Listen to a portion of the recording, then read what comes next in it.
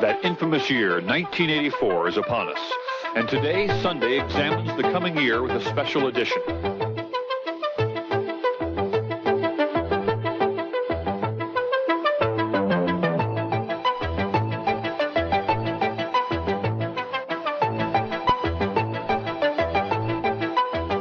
"1984, Orwell's Warning."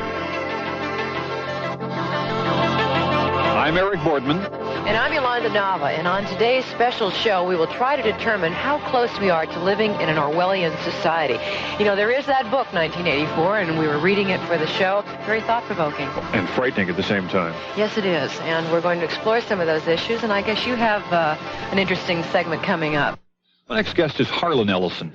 One of the problems in dealing with Harlan is in an interview, you never know if you get any words out of him. Somebody's kind of shy and reticent. Today, we hope we'll get Harlan to talk. I say that in all jest. We all know him as a famous author.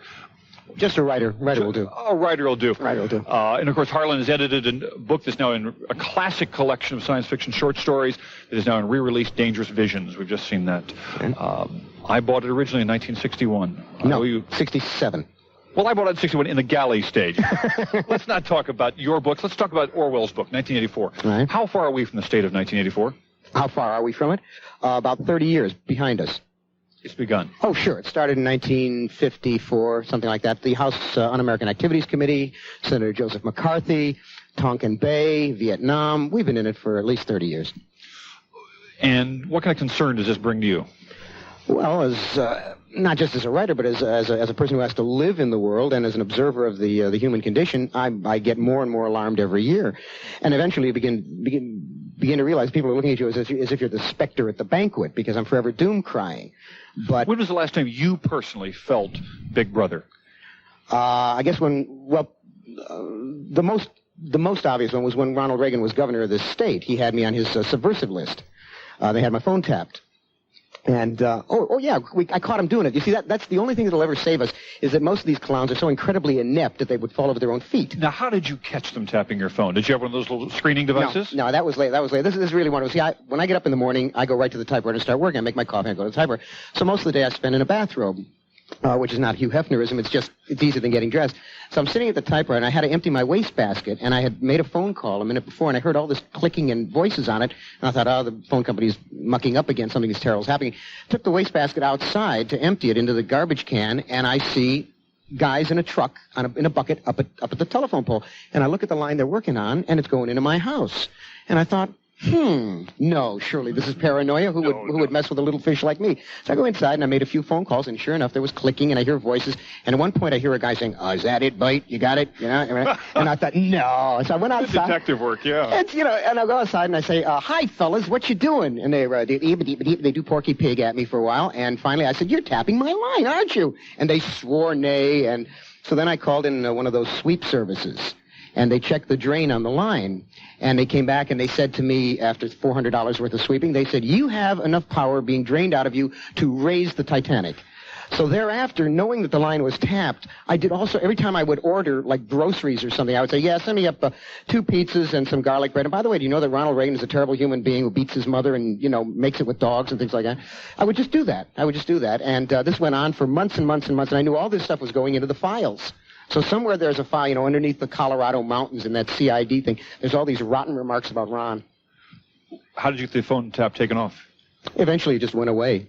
They got bored. Yeah. They finally figured out that I was not plotting the violent overthrow of McDonald's or something like that, and they just... Well, as we lose this right of privacy, how do we fight against it?